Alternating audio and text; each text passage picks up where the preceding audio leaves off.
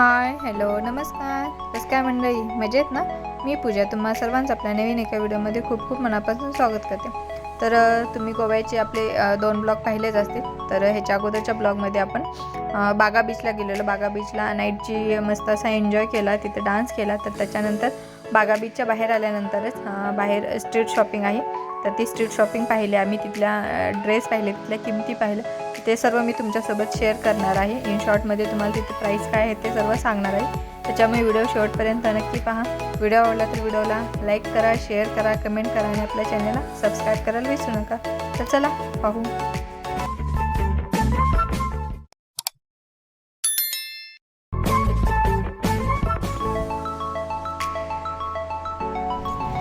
तर आता आपण बागा बीच घेऊन आलेलो आहोत. तर बागा बीच नंतर इथं शॉपिंगसाठी बागा बीचच्या बाहेर झाल्यानंतर बरेचसे शॉपिंगचं मार्केट आहे तर ते आपण एक्सप्लोर करत आहे. तिथल्या किमती पाहू कशा आहेत काय. तर आम्ही संध्याकाळी आलेलो आहोत, त्याच्यामध्ये मी व्हिडिओचं थोडंफार समजून घ्या.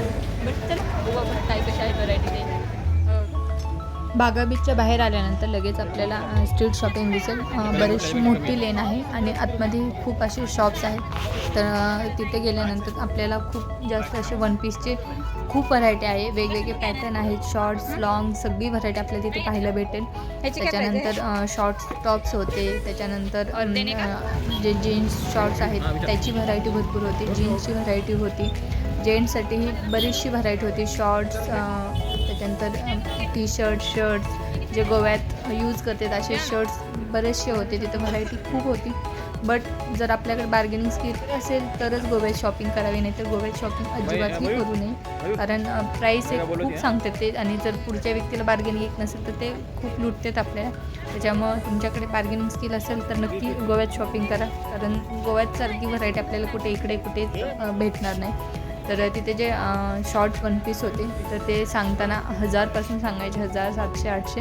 बट देताना ते 300, 350, 400 जशी क्वालिटी आहे ड्रेसची त्याच्यानुसार ते देत होते.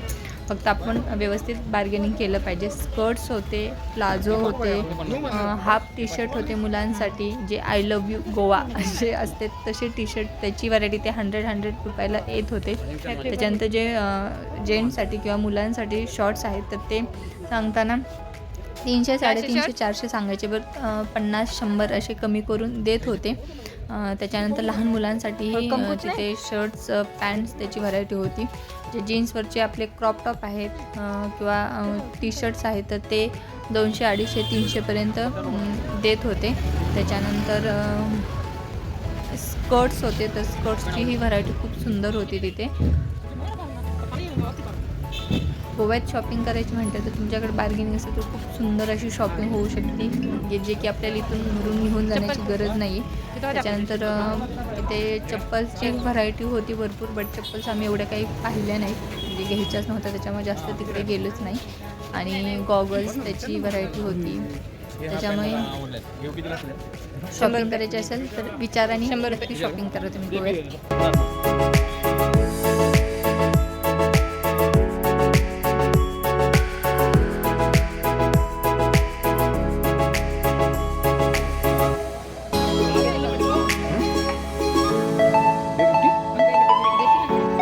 ज्या शॉर्ट्स आहेत ते त्यांनी 300, 350 सांगितलेले.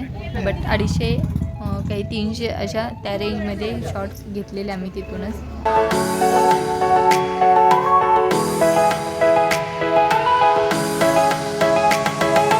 तुम्ही पाहू शकता असे खूप सुंदर असे व्हरायटी इथे होते.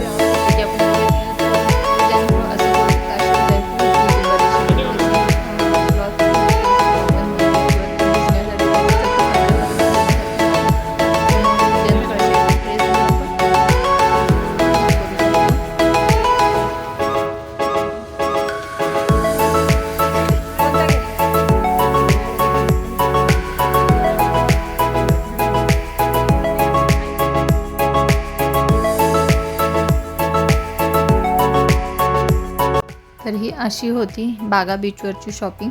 आम्ही इन शॉर्टमध्ये दाखवण्याचा प्रयत्न केला कारण आम्हाला तिथेच खूप उशीर झालेला आणि ट्रॅव्हलिंग करून करून खूप कंटाळी आला होता. त्याच्यामुळे शॉर्ट्समध्ये तुम्हाला दाखवण्याचा प्रयत्न केलेला आहे मी. तिथल्या प्राईस कशा आहेत काय ते तुम्हाला थोडंफार लक्षात आले असेल. त्याच्यामुळे व्हिडिओ हा शेवटपर्यंत पाहिल्याबद्दल थँक्यू सो मच. व्हिडिओ आवडला असेल तर व्हिडिओला लाईक करा, शेअर करा, कमेंट करा आणि चॅनलला सबस्क्राईब करायला विसरू नका. त्याचबरोबर आपले नेक्स्ट गोव्याचे ब्लॉगही पाहायला विसरू नका. तर चला, बाय.